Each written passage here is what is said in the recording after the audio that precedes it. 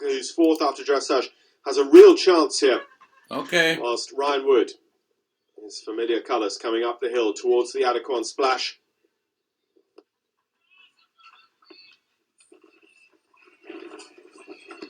That cabin at 18 and then 19 A, B and C, the splash itself. Oh, that was just beautiful. So straight and rhythmical. He softened when he needed to. He was there for the horse. He just stays right behind him. He's a super athlete. Ryan's really, really coming to be one of the top in the world in this sport.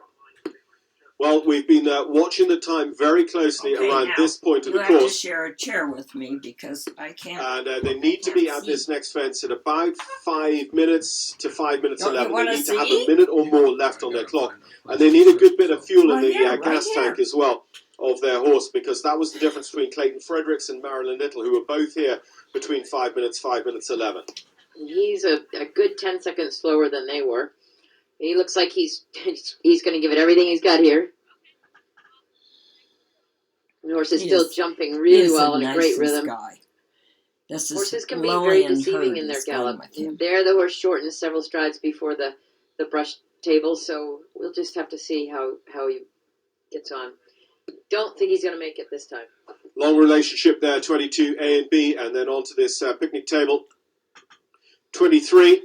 Well, there's sure a lot of jumps. So Woodsy just has two more jumping efforts. See the Land Rover test track there in the background. Why don't they switch over to Doug Payne while he's going behind? He's just on the optimum time now, so he will be incurring time penalties. They just do that. Yeah, 0.4 of a penalty for every second over the optimum time. And that's the final jump. And clear the last of the Neutrino flower box here at the Neutrino USEA American Eventing Championships. Ryan Wood and Ruby, the Australian rider based in Pennsylvania. That clock just still running on, but they will have his confirmed score from when he broke the beams, finishing his round a moment ago, and we'll get it. Where's Doug? Doug's also having a terrific round, and we'll see how that time is.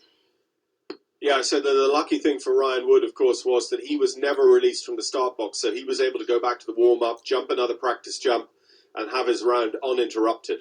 Look at this. This is really steep. So Doug and Lysander, riding for the podium at the moment, going into the final day tomorrow.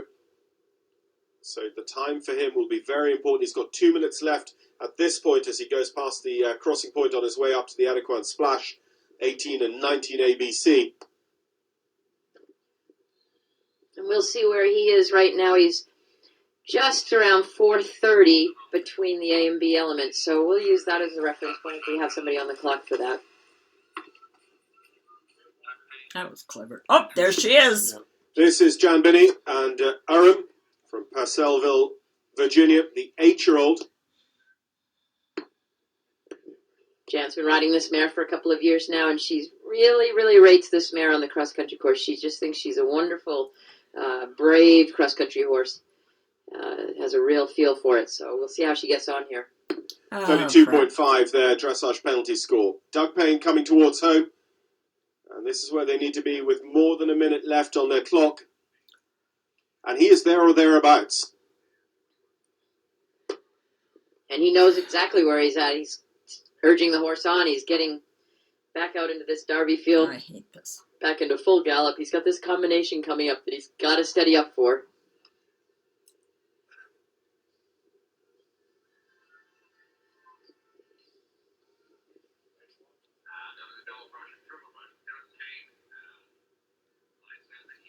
He has one more jump. That's now his last combination. He's got 2 more to jump. I think he's going to do it. He knows where he's at. Yeah, this horse is the one that won the International 2-Star, International Intermediate at the Fork for Doug earlier on this year. Jan Binney and Aram. Just coming down into the Land Rover meadow. And this 3-part fence. Skinny Ox, a corner and onto corner at the C. Over the last for Doug. We'll see what that clock says. I think he's just 3 seconds over. So that will be 1.2 in terms of time penalties, putting him on 31.1. Jan Binney clocks the head and eyes over to the right, looking at the Land Rover above and beyond fence.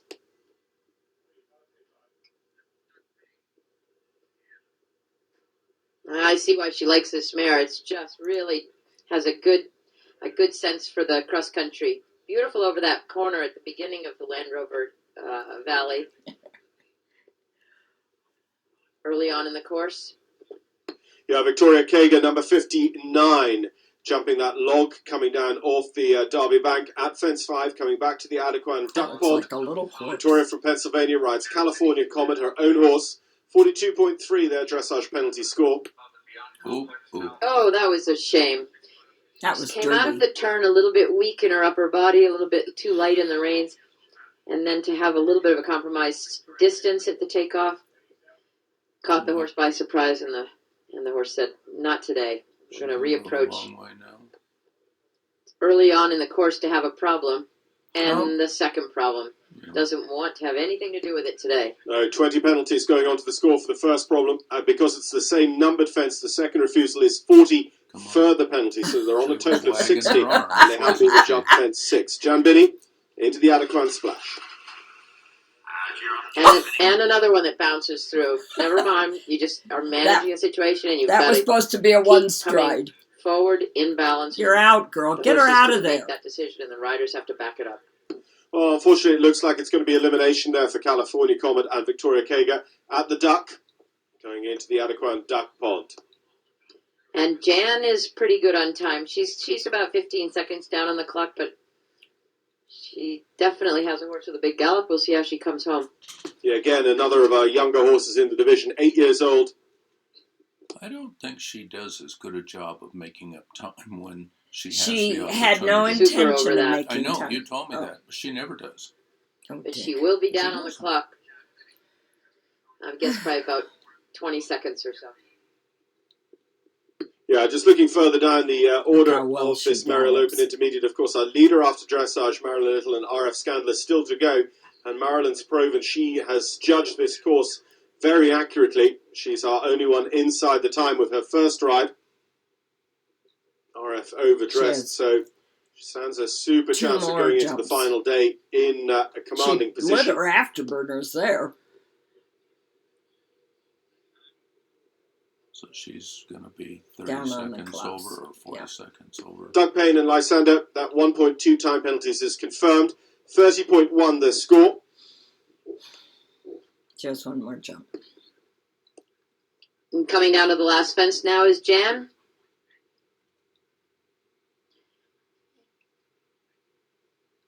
And about 25 seconds over the time. She'll be delighted with that. It's a super young mare. Its whole career out. And look at her. She's smiling. She's very happy. So 24 seconds There's over will be Laura. 9.6 time penalties for Jan Binney. She's a lovely mare. Okay, I'm going to go take a shower. Okay. I'm going to turn this off or Yeah, just leave it on? in the I'll Derby turn field. off the... Leave it On on. the early part of their turn track off is our the next starter. recording. Kelly Pugh and Corazon. Kelly over from California, riding David Garrett's Corazon. 31.8.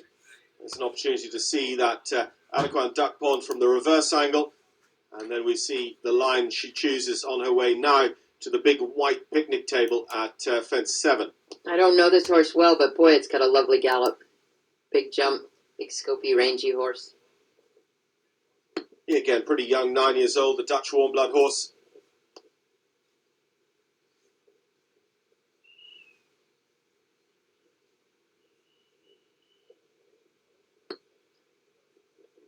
Kelly is really honoured as well. You can just see her eyes absolutely locked on the next jump. That Derby field, chock full of jumps for all the divisions. They all start and finish in that field, but Kelly just didn't have a moment's hesitation or wavering about where she was going next. You know, you can tell the riders that are really trying to be competitive on the time. They come out of the box trying to put as few footprints into this course as possible.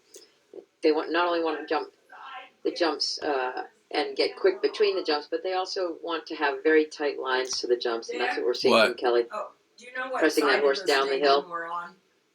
I don't... It's a very I steep think the hill, and west. you can see her sending him back out in front of her leg from the But I'm stick not because sure. they prop down that hill, and there's a pretty big jump at the bottom. You have to keep them going forward a little bit faster down the hill than maybe they really want to go. at that point in the course. Yeah, and that green roof would just back them off a little bit as well. The grand jury may have chosen that colour just to make sure that they can really read the top of the fence, but by the same token, it's the rider's job to get the horse down to the fence. Clear of another brush box coming down towards the Land Rover meadow. The horse is really backing off at these hills. She's got the combination to the corners now.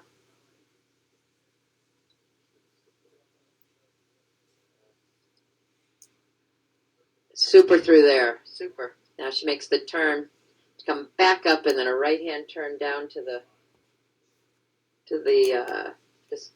valley, the Land Rover Valley, the above and beyond, exactly. There, I knew it was getting there.